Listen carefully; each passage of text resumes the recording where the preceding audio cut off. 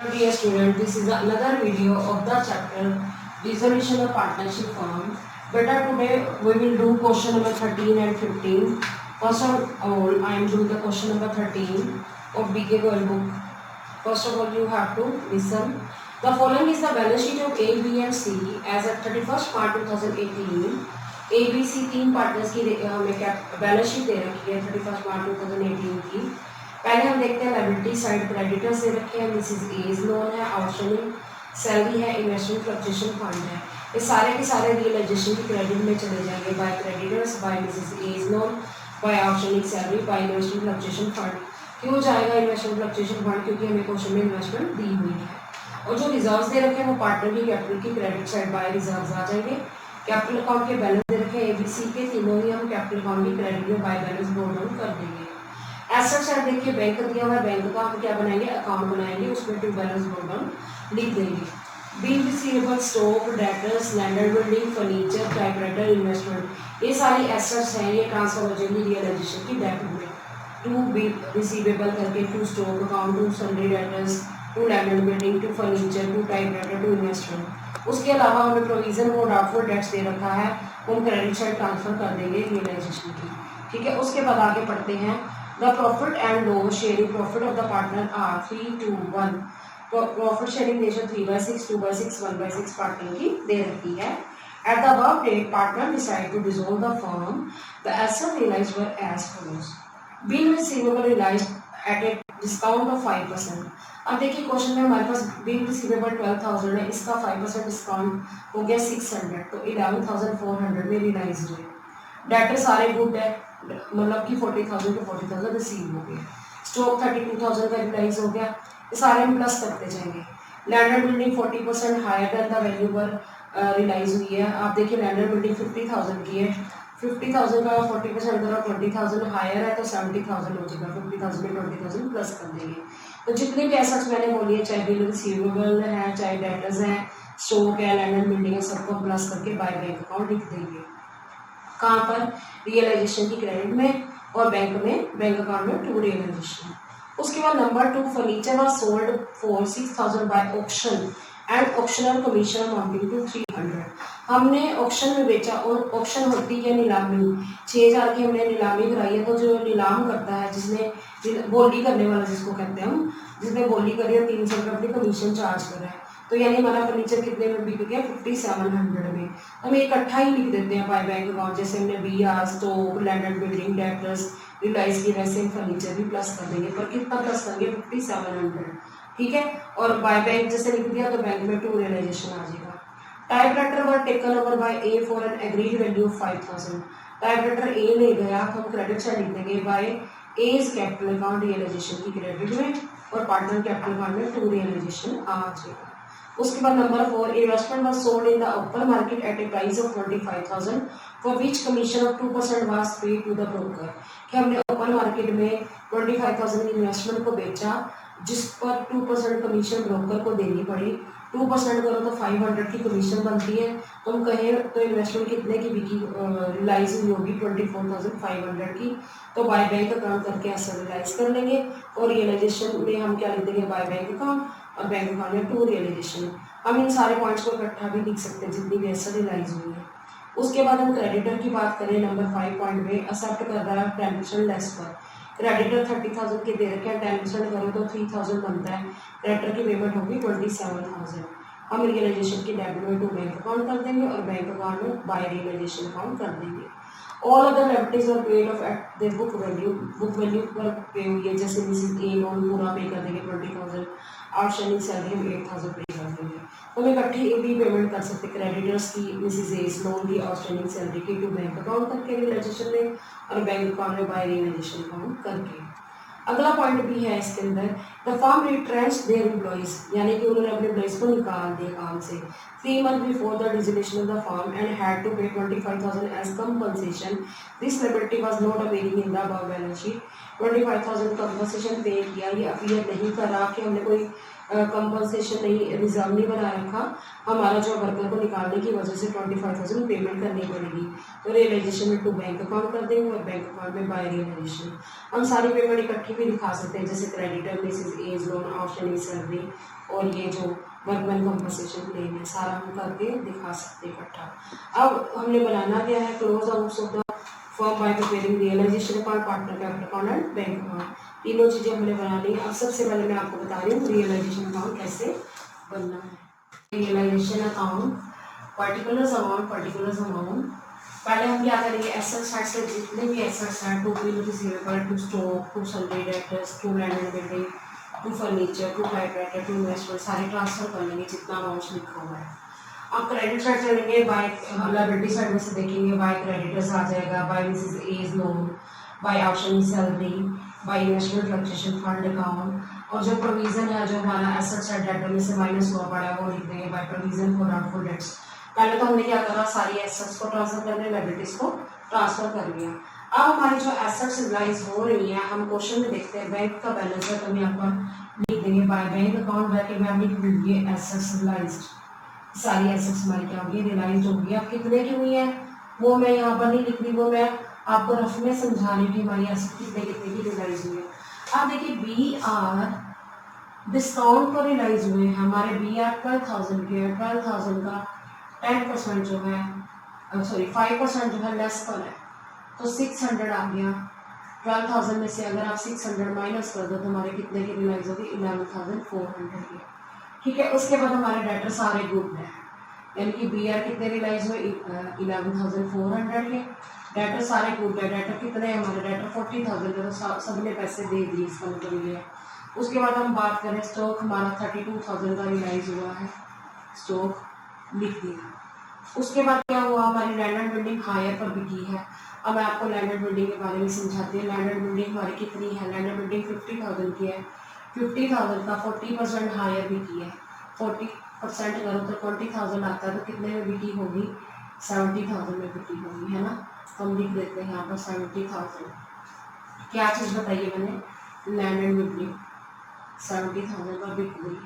उसके बाद मैं इकट्ठे बताने जा रही हूँ। पॉइंट नंबर 2, फर्नीचर हमारा ऑक्शन में बिक गया, ऊपर लिख देती हूँ, फर्नीचर हमारा ऑक्शन में बिक गया, नीलामी हुई, तो 5,000 का हमारा फर्नीचर 6,000 का था, 300 रुपये ऑक्शनर ने ले लिए, तो 6,000 में से 300 रुपये माइनस कर दो तो कितना आ जाएगा, 5,700 का हमारा फर्नीचर बिक गया। उसके बाद क्या हुआ, एक जो है पॉइंट और था जो मैंने आपको बताया, नंबर 4, 25,000 की हमारी इन्वेस्टमेंट थी, ठीक है, वो भी हमने रियलाइज कर ली है। अब इन्वेस्टमेंट की वैल्यू कितनी पहले समझ लेना, 25,000 की इन्वेस्टमेंट की वैल्यू है। हमें ऊपर ही देखना बैलेंस शीट के अंदर इन्वेस्टमेंट कितनी है। एकदम ओपन मार्केट 25,000 में बेची है, उसका 2% जो हमें ब्रोकर को कमीशन देनी पड़ रही है, 500 रुपये हमारी ब्रोकर की कमीशन होगी। 25,000 में से 500 माइनस कर दो, 24,500 रुपये जो है रियलाइज हो जाते हैं।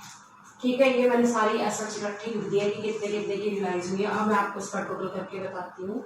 5,700 का फर्नीचर है, 24,500 की हमारी इन्वेस्टमेंट है, 11,400 का हमारा बी आर है, 40,000 के हमारे डेटर्स है, 32,000 का हमारा स्टॉक है, और 70,000 का क्या हमारी लैंड एंड बिल्डिंग है।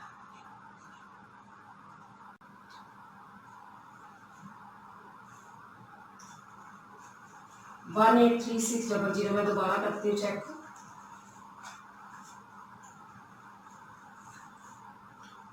1,836,000 मैंने सारी एसेट इकट्ठी ही रियलाइज कर दी है। बार बार लिखने की जगह बाय बैंक अकाउंट कितनी बार लिखोगे आप, बार बार लिखने की बजाय आपने क्या कर दिया, सबको ही प्लस कर दिया। जो हमने यहाँ पर बाय बैंक अकाउंट लिखा है, बैंक अकाउंट में हम क्या लिख देंगे, टू रियलाइजेशन रिवर्स वाली साइड। अब सेकंड पहला पॉइंट हो गया, दूसरा हो गया, और तीसरे में क्या था, एक कहता मैं टाइपराइटर लेके जा रहा हूँ, तो टाइपराइटर कहाँ पर है, इधर है, तो टाइपराइटर ले गया, कौन ले गया, A, by A is capital amount लिख दीजिए। कितने का ले गया आप देखिए, हमारे क्वेश्चन में लिखा हुआ है 5,000 में ले गया, तो जितने में ले गया वो लिख देंगे 5,000। उसके बाद जो है इन्वेस्टमेंट वाला मैं पॉइंट आपको करा चुकी हूँ 4th।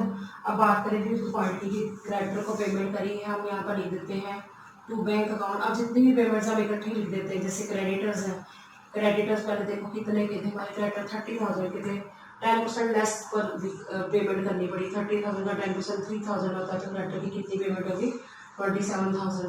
और बाकी लिखा हुआ है कि बुक वैल्यू पर पेमेंट हुई, मिसिस ए का लोन हम अपने पे कर रहे हैं, जैसे लिखा हुआ है पूरा पूरा का पूरा पे करना है 20,000 का। आउटस्टैंडिंग जो है हमारी सैलरी पे करनी है, सैलरी कितनी उतनी ही बुक वैल्यू पर ही 8,000। तो अब हम क्या कर देंगे, उसके अलावा देखेंगे हमारे जो कंपनसेशन क्लेम है, कंपनसेशन क्लेम क्यों देना पड़ गया? क्योंकि हम टाइम से पहले अपने वर्कर को रीट्रेंच कर रहे हैं। रीट्रेंच का मतलब होता है हम नौकरी से निकाल रहे हैं हम, तो सबको प्लस कर दो आप, कितना आ जाएगा? 80,000 आ जाएगा। तो हम लिख देंगे इसकी वैल्यू 80,000। हम एक बार चेक करते सारी एसेट्स और लायबिलिटीज हो गया, ठीक है। अब हम क्या करेंगे, बैलेंस निकालेंगे। तो हम देखेंगे डेबिट साइड का टोटल जो है ज़्यादा होता है, देख लीजिए पहले कितना आएगा। ये बेटा तो आया हमारा 2,69,000, क्रेडिट का किया तो हमारा आया 2,60,600। तो हमने बैलेंस निकाल के देखा, बैलेंस से फिगर आ गई 8,400। ये हमारा क्या आया? लॉस आया। हम पार्टनर में उनकी रेशियो में बांट देंगे by loss transfer to A's capital account, B's capital account, C's capital account. Balancing figure आ गया बेटा 8,400, उसको हमने 3/6, 2/6, 1/6 बांट दिया। तो पहले का आ गया बेटा 4,200 और दूसरे का आ गया 2,800 और तीसरे का आ गया 1,400। अब हम क्या बनाएंगे बेटा? पार्टनर का capital account, partners capital account. Format है particulars A B C, particulars A B C, ठीक है। ये साइड डेबिट साइड है और ये साइड क्रेडिट साइड है। सबसे पहले हम देखेंगे बैलेंस शीट के अंदर ए बी सी के कैपिटल के बैलेंस दे रखे हैं, तो हम ये अपोजिट जाएंगे। बाय बैलेंस ब्रोट डाउन, पहले की 60,000 की कैपिटल दे रखी है और दूसरे की 40,000 की कैपिटल दे रखी है, तीसरे की 20,000 की कैपिटल दे रखी है। उसके बाद हम क्या करेंगे, रिजर्व के बैलेंस दे रखे हैं, हम रिजर्व के बैलेंस जो है ट्रांसफर कर देंगे ए बी सी में, उनकी प्रॉफिट शेयरिंग रेशियो में। हमें 12,000 के दे रखे हैं रिजर्व, उस 3/6 कर दो तो 6,000 आ जाएगा, अगले का 4,000 आ जाएगा 2/6 करके, अगले का 1/6 करके 2,000। उसके बाद हम क्या करेंगे, हम जो है देखेंगे रियलाइजेशन का हमारा क्या करना था, लॉस आया था तो रिवर्स जाएंगे, हमने उधर निकालना लॉस, तो इधर आएगा टू रियलाइजेशन अकाउंट। पहले का आया था 4,200, दूसरे का आया था 2,800, तीसरे का आया था 1,400। अब हमारा जो पार्टनर है उसने क्या किया था, हमारे पार्टनर ने टाइपराइटर लिया था, हमने बाय रियलाइजेशन लिखा था, वो अब क्या रियलाइजेशन में सॉरी बाय एस कैपिटल लिखा था, तो अब क्या लिखेंगे टू रियलाइजेशन अकाउंट। कितने का लिया था उसने टाइपराइटर? 5,000 का, तो हम यहाँ पर 5,000 लिख देंगे। उसके बाद हम क्या करेंगे, अब हम क्या करेंगे, बैलेंस निकालेंगे, ठीक है। अब हम टोटल टू बैंक अकाउंट आ जाएगा, टोटल करते हैं, फिर देखते हैं बैलेंस कितना आता है। ए का जो है बेटा टोटल आता है 66,000, ठीक है। अब हम यहाँ पर भी 66,000 लिख देते हैं, ए का 66,000। इसमें से बच्चे हम ये वाला माइनस करते हैं 9,200, ठीक है। ये आ जाएगा 56,800, हमारा आंसर आ रहा है 56,800 की। हम क्या कर देंगे, ए को पेमेंट कर देंगे। अब बात करेंगे हम बी की, बी का टोटल करा 44,000, हम यहाँ भी 44,000 भर देंगे और 44,000 में से हम बी का डेबिट वाला क्या कर देंगे, माइनस कर देंगे, कितना है 2,800, तो आ जाएगा बेटा 41,200। इसके हम क्या कर देंगे, पेमेंट कर देंगे 41,200। अब बात करें सी की, सी का टोटल आता है 22,000, 22,000 में से हम डेबिट वाला 1,400 क्या कर देंगे, माइनस कर देंगे। 22,000 में से हमें क्या माइनस करना, 1,400, 20,600 आ जाएगा। फाइनल पेमेंट हो जाएगी हमारे पार्टनर्स की। अब हम क्या बनाएंगे बेटा, बैंक अकाउंट बनाएंगे। बैंक अकाउंट हम यहीं पर ही बना के दिखा देते हैं। बैंक अकाउंट जो है एक क्या है, पर्सनल अकाउंट है, आपको पता है। डेबिट साइड हम क्या करते हैं, एसेट्स सॉरी रिसीप्ट साइड लिखते हैं, रिसीप्ट होती है, और क्रेडिट साइड क्या होता है बेटा, पेमेंट्स होती हैं। यहाँ पर बना दीजिए format, particulars amount, particulars amount, ये साइड डेबिट साइड है,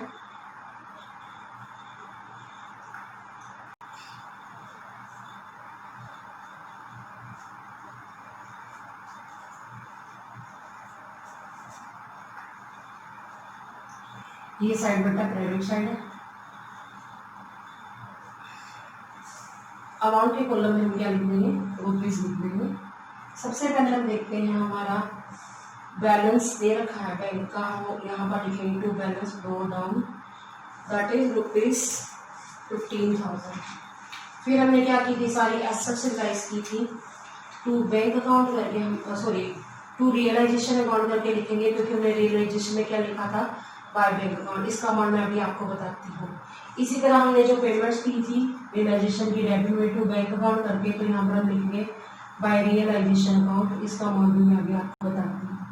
इसके बाद हम क्या करेंगे, जो फाइनल पेमेंट की है ABC को, वो लिखेंगे by A's capital account, by B's capital account, by C's capital account. ठीक है। उसके बाद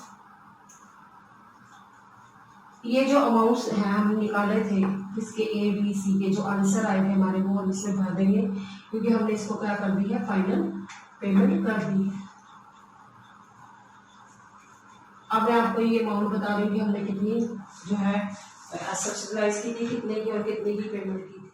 हम डेबिट में टू रियलाइजेशन जो लिखा है, ये वो लिखा है 183,600, जितने की हमारी एसेट्स क्या हुई थी, रियलाइज हुई थी। रियलाइजेशन में हमने बाय बैंक अकाउंट लिखा था, बैंक अकाउंट में लिखेंगे टू रियलाइजेशन अकाउंट।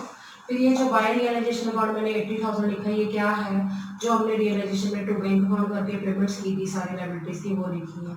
अब हमने दोनों साइड का टोटल किया था, हमारे दोनों साइड का टोटल आ गया 198,600, 198,600।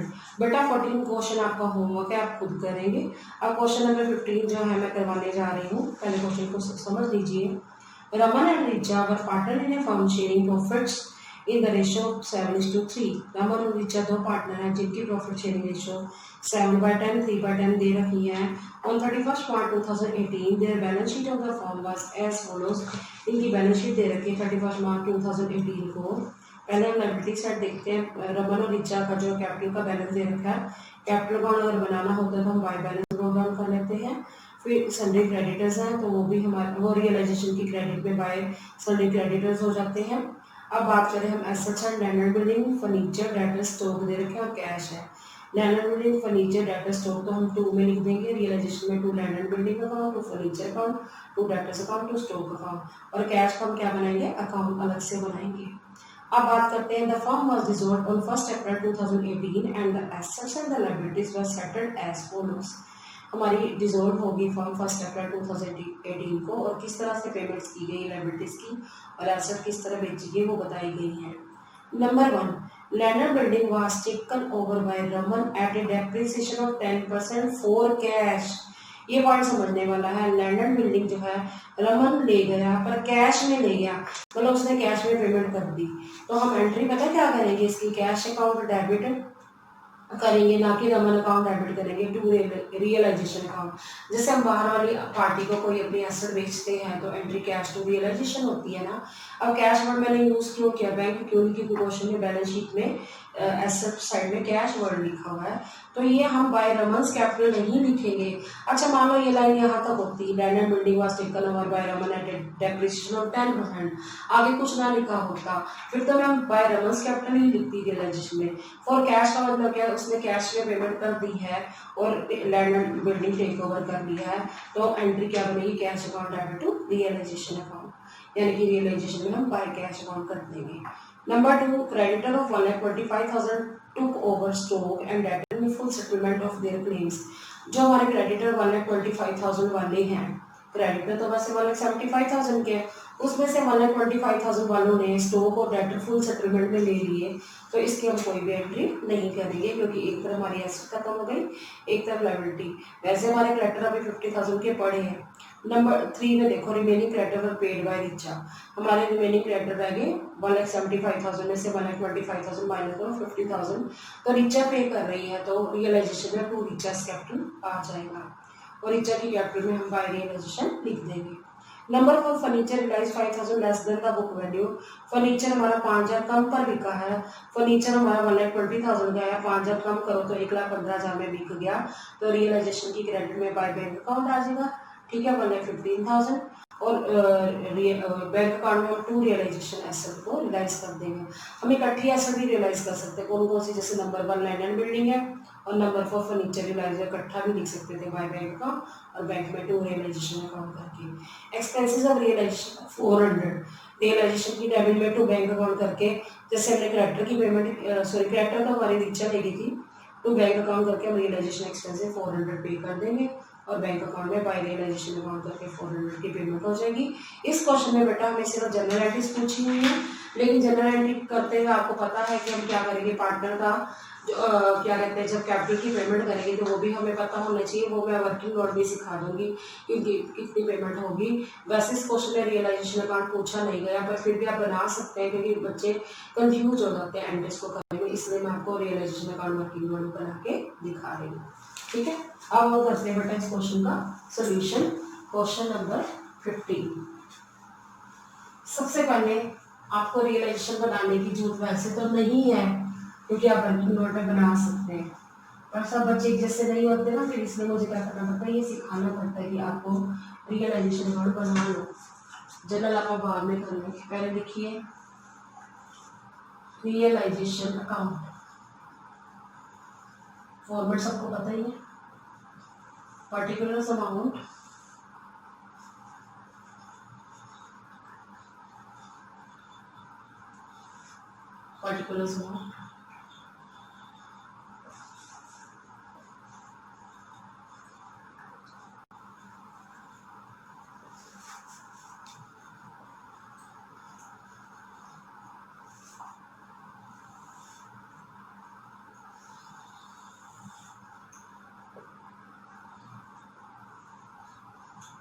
ये साइड डेबिट साइड है और ये साइड क्रेडिट साइड है। पहले हम देखते हैं हमारी कौन कौन सी एसेट्स है जो हमें ट्रांसफर करनी है। हमारे पास बेटा क्वेश्चन में लैंड एंड बिल्डिंग दिया हुआ है, हम ट्रांसफर कर देंगे to land and building account. ठीक है, देखा है उतने का ट्रांसफर करेंगे 7,50,000। ठीक है, उसके बाद हमारे पास फर्नीचर है, टू फर्नीचर अकाउंट 1,20,000 का वो ट्रांसफर कर दिया। उसके बाद हमारे पास डेटर्स है, टू डेटर्स अकाउंट करके हमने लिख दिया 1,32,000। उसके बाद हमारे पास बेटा स्टॉक है, टू स्टॉक अकाउंट करके हमने ट्रांसफर कर दिया 1,03,000। अब जो है कैश का बैलेंस है वो हम ट्रांसफर क्यों नहीं करते, क्योंकि जो कैश है उसका हम क्या बनाएंगे बेटा, अलग से अकाउंट बनाएंगे। अब हम देखते हैं लायबिलिटी साइड, जो हमारी लायबिलिटीज दे रखी है, जैसे हमारे को क्रेडिटर्स दे रखे हैं, सन्ड्री क्रेडिटर्स 1,75,000, वो हम क्या कर देंगे, ट्रांसफर कर देंगे। कैपिटल अकाउंट का बैलेंस जो है हम कैपिटल अकाउंट में डालते हैं। अब हम पढ़ते हैं कि हमारी एसेट्स रियलाइज हुई है, बाय कैश अकाउंट करके मैं लिख दूंगी एसेट्स रियलाइज्ड। अब 2 एसेट्स रियलाइज हुई है, ध्यान से सुनो, एक रमन ने रियलाइज करवाई है पर उसने टेक ओवर वर्ड हम नहीं यूज करेंगे क्योंकि उसने ली तो है, मैं मानती हूँ, लेकिन उसने क्या कर दी, कैश में पेमेंट कर दी है। अब देखो हमारी जो लैंड एंड बिल्डिंग है 10% डेप्रिसिएशन पर ले ली है कैश में 7,50,000 का। अगर हम 10% करते हैं तो कितना आ जाता है 75,000।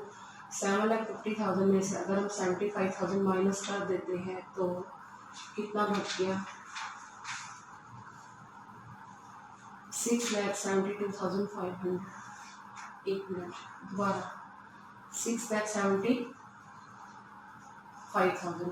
ठीक है, 6,75,000 की जो हमारी एसेट जो है कैश में रियलाइज हुई है, प्लस अब और देखो और क्या चीज हमारी रियलाइज हुई है, और हमारा जो है फोर्थ पॉइंट देखो 5,000 बुक वैल्यू से कम पर फर्नीचर रियलाइज हुआ है।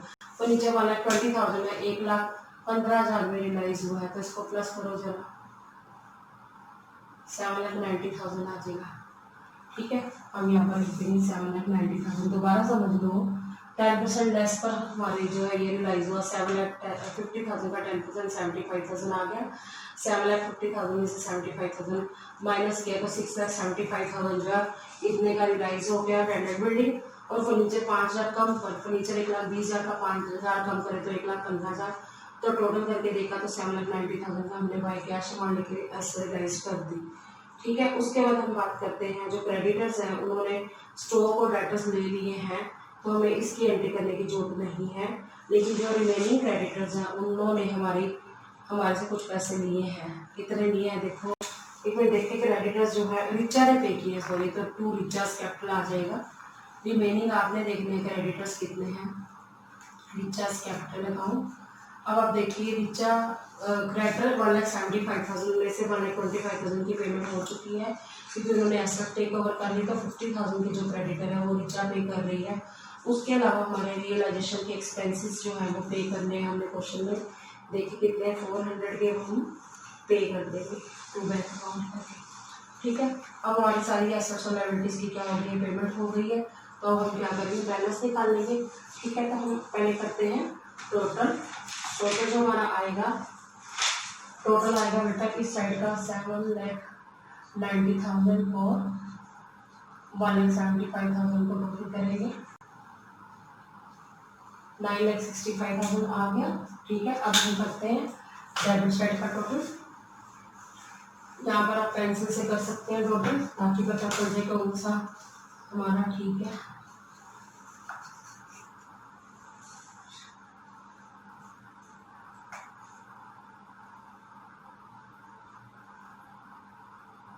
हमारा डेबिट का टोटल ज़्यादा आ रहा है, पर मैं फिर भी कर रही हूँ।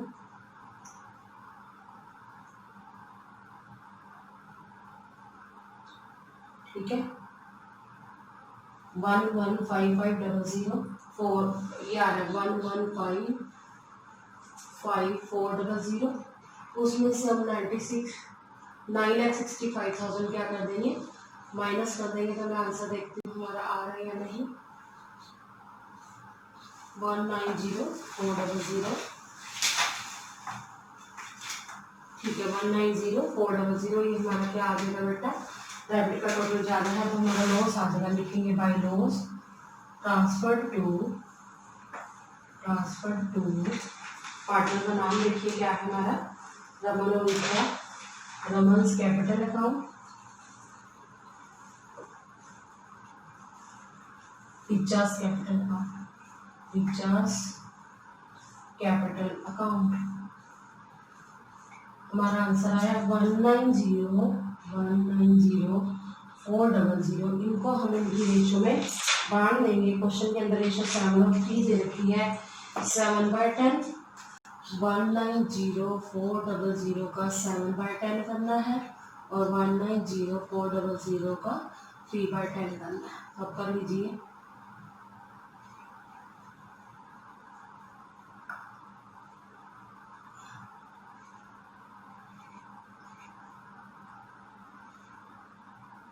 तो 1,33,280 तो इसका आ जाएगा 5,717,5,7,120। एक मिनट में इसको ठीक करके लिख देती हूँ। पहले का आया 1,33,280, दूसरे का आया 5,7,120। इसको अगर आप प्लस करके लिखोगे ना, ये आना चाहिए 1,90,400। फिर भी मैं एक बार चेक कर लेती हूँ, यही आ रहा है बेटा। इसका टोटल लिख लीजिए 1,15,5,400। अब हम जो एंट्रीज करेंगे ना, इसमें एक एंट्री और भी होगी जो हमने फाइनल पेमेंट की करनी है, पर मैं आपको पहले इससे रिलेटेड एंट्रीज करा देती हूँ, समझा देती हूँ। Realisation account debit to land and building to furniture to debtors to stock being assets transfer to realisation account. इसकी बताएं तो बाय सन्ड्री क्रेडिटर तो एंट्री भी sundry creditor to realisation account being creditor transfer to realisation account. इसकी by cash जो है cash account debit to realisation account being assets realised. फिर इसके बाद realisation to recharge capital account, फिर ये लिखेंगे बीइंग रिचा ने क्या पेड किया था, creditors were paid by Richa. ठीक है, उसके बाद हम बात करेंगे जो हमारा ये कैश में पेमेंट के रियलाइजेशन एक्सपेंसेस की, realisation to cash account being realisation expenses paid. उसके बाद हम क्या करेंगे, ये जो लॉस ट्रांसफर करने की एंट्री है Raman's capital account Richa's capital account debit to realisation. ये एड्रेस तो मैंने बता दी, लेकिन जब हम रमन और रिचा को पे करेंगे, Raman's capital account debit Richa's capital account debit to bank account, को कैसे करेंगे उसके लिए बेटा मैं आपको वर्किंग नोट बताने जा रही हूँ कि वो किस तरह से करना है। फाइनल पेमेंट कर देंगे मेड टू रमन। अब मैंने ऐसा क्यों बनाया, क्योंकि हमें नहीं तो कैपिटल अकाउंट बनाना होता, कैपिटल अकाउंट पूछा ही नहीं होता, हम क्यों बनाए। हम क्या कर देंगे, फाइनल पेमेंट बता देंगे। रमन को हमने 7 लाख की कैपिटल का पेमेंट करनी है, माइनस कर देंगे 1,33,280। ये क्या माइनस कर रही हूँ, ये जो रियलाइजेशन का लॉस आया तो वो माइनस करके आ गया 5,66,720, जिसकी एंट्री बनेगी Raman's capital account debit to cash account. उसके बाद हम करें final payment made to Richa. इसकी फी लैक की जो है कैपिटल है 50,000, इसने हमारे पार्टनरशिप फर्म के भी यहाँ पर क्रेडिटर की पेमेंट की है, तो पार्टनरशिप फर्म की लायबिलिटी बढ़ जाएगी, तो ये प्लस हो जाएगा इसमें -57120। ये क्या है, रियलाइजेशन का लॉस है, तो इसका आंसर आ गया 2,92,880। तो ये हमने उसको फाइनल पेमेंट करनी है। तो Richa's capital account debit to cash account आ जाएगा। ये एंट्री एक्स्ट्रा एंट्री करवाऊंगी जब जनरल तो कराऊंगी, अदरवाइज हम एक इसको अट्ठा भी लिख सकते हैं। Raman's capital account debit 5,66,720, Richa's capital account debit 2,92,880 to cash account. जितना अमाउंट आ जाएगा तो वो हम फाइनल पेमेंट कर देंगे। अब बेटा हम बनाएंगे जनरल। जनरल बनाते हुए बड़े ध्यान से समझना है कि अभी जैसे आपने रियलाइजेशन अकाउंट बना लिया है, तो मैंने वैसे एंट्रीज आपको साथ ही साथ समझा दी थी, आप ऐसे वैसे करते जाएंगे। पहले हम एसेट्स को क्या करने की एंट्री करते हैं, ट्रांसफर करने की करते हैं, फिर लायबिलिटीज को ट्रांसफर करने की एंट्री करते हैं, उस हिसाब से हम करते जाते हैं आगे एंट्रीज। पहले हमेशा एसेट्स और लायबिलिटीज को ट्रांसफर करने की एंट्रीज करना। जनरल का फॉर्मेट आपको आता है, जनरल फॉर्मेट है इसका date particulars LF amount debit amount credit.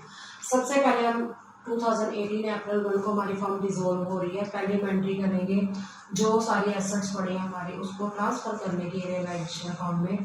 तो एंट्री क्या होगी, realisation account debit to land and building account, to furniture account, to debtors account, to stock account.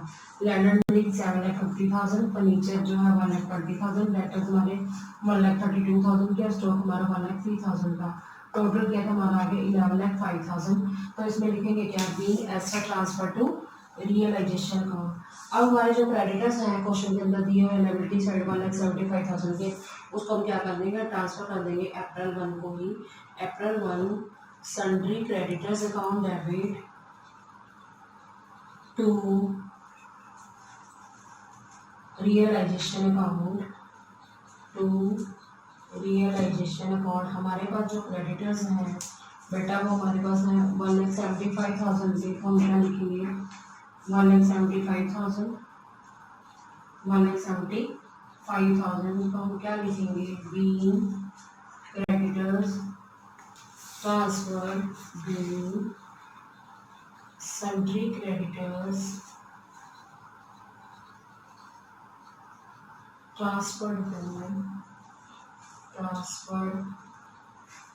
To realisation account. Realisation account में क्या कर दिए गए हैं, ट्रांसफर कर दिए गए हैं। उसके बाद हम देखेंगे हमारी जो एसेट्स रियलाइज्ड हुई थी हम उसकी क्या करेंगे, एंट्री करेंगे बेटा। अब हम अप्रैल 1 को ही एंट्री करेंगे क्योंकि इसी डेट को हमारी क्या हो रही है, हमारी पार्टनरशिप फॉर्म डिसॉल्व हो रही है। तो अब आप लिखिए next entry, cash account debit to realisation account. ये कौन सी एंट्री हो रही है, जो हमारी एसेट जो है रियलाइज हुई है अप्रैल 1 को, cash account debit to realisation account. अब देखिए हमारी एसेट्स कितनी है, जो मैंने अभी आपको बताई थी, अमाउंट्स बताए थे। एक हमारे जो है फर्नीचर था 1,15,000 का था, एक मैं अभी बताती हूँ, और एक हमारा जो है लैंड एंड बिल्डिंग थी, वो डेप्रिसिएशन पर बिका था लैंड एंड बिल्डिंग 6,75,000 की, जो हुई थी रियलाइज, वो आई थी 7,90,000, 7,90,000 being assets realized, being assets realized। दोबारा बता देती हूँ, हमारी एसेट जो है रियलाइज हुई थी, जैसे हमारा बाय कैश अकाउंट लिखा हुआ है 7,90,000, आप देख नहीं सकते हैं। अदरवाइज बता देते हैं जो हमारी लैंड एंड बिल्डिंग 6,75,000 की थी, और फर्नीचर जो हमारा 1,15,000 था, तो उन दोनों को हमने प्लस किया तो 7,90,000 आ गया। उसके बाद हमने क्या की थी, हमारी जो रिचा है उसने पेमेंट की थी, इसकी हमारे क्रेडिटर्स की पेमेंट की थी। तो अप्रैल 1 को एंट्री क्या करेंगे, realization account debit to recharge capital account, recharge capital account. हमारे क्रेडिटर की पेमेंट रिचार्ज कितनी की थी, 50,000 की थी, तो हम लिख देंगे यहाँ पर 50,000। ठीक है, अब हम क्या लिखेंगे, being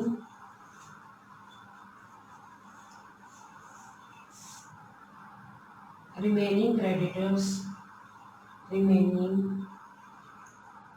creditors were paid by Richa ने पे कर दिए। अब हमने क्या किया था, रियलाइजेशन एक्सपेंसेस को क्या किया था, पे किया था हमारी पार्टनरशिप फर्म ने। हम अप्रैल 1 को क्या कर देंगे, एंट्री करेंगे April 1 realisation account debit to cash account. हम देख लेंगे रियलाइजेशन के जो एक्सपेंसेस हैं वो कितने थे बेटा, 400 थे। आप लिख देंगे 400 लिखेंगे क्या, बीइंग रियलाइजेशन एक्सपेंसेस पेड। ठीक है, अब हमारी जो एंट्रीज हैं हम एक बार 1 बाय 1 चेक करें कौन सी रह रही है। बेटा हमारी जो एंट्री है, एक तो रियलाइजेशन के लॉस की रह रही है और एक एंट्री रह रही है जो हमने उनको फाइनल पेमेंट करनी है। नेक्स्ट एंट्री करेंगे, जो रियलाइजेशन का लॉस आया था, Raman's capital account debit Richa's capital account debit to realisation account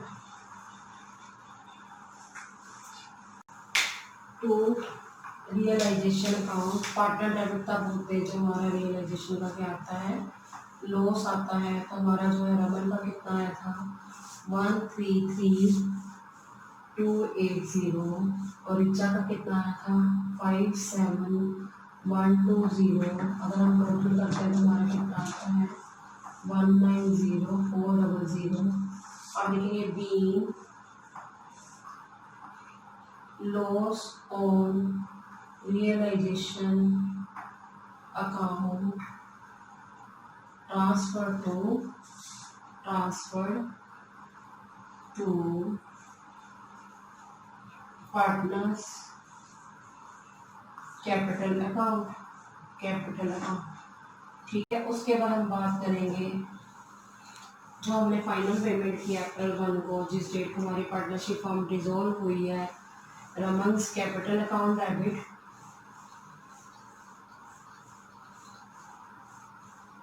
Richa's capital account debit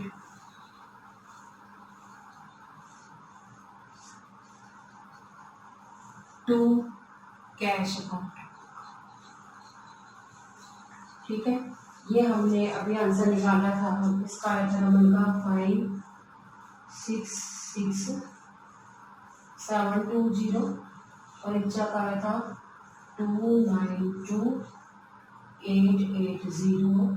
तो कैश काउंट करते हैं, मैं यहाँ पर आपको प्लस करके दिखाती हूँ। 566,720 हमने रमन को पे किया, रिचा को 292,880। पहले इसको प्लस कर लो, 852,600। दोबारा चेक कर लेते हैं, 859,600 being final payment